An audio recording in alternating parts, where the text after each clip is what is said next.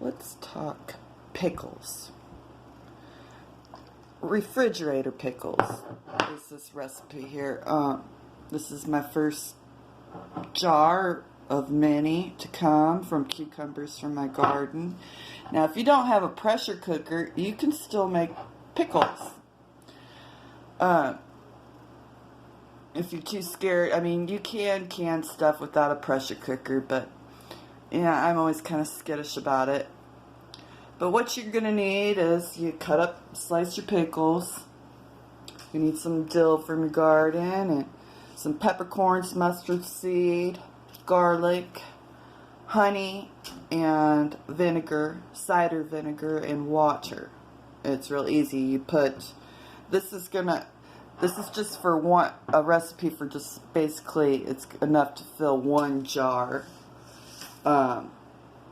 You need a pint of water, and when I'm making a bunch, I just double this recipe. But you need a pint of water and a 1/4 cup plus 2 tablespoons of apple cider vinegar, 1½ tablespoons of kosher salt, 1 tablespoon of honey, 4 cloves of garlic, and 2 dill flowers and sprigs of fresh dill.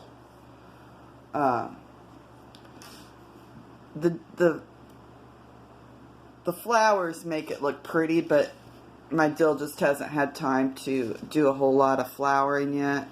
I mean, this is as far as it's gotten as far as flowering.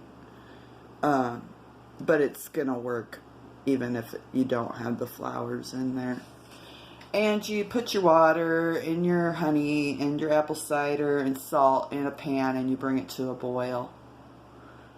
And take it off the stove after it's in a boil, and then you put your garlic and your cloves of garlic and your peppercorns and your mustard seed and your dill and your cucumbers in a jar.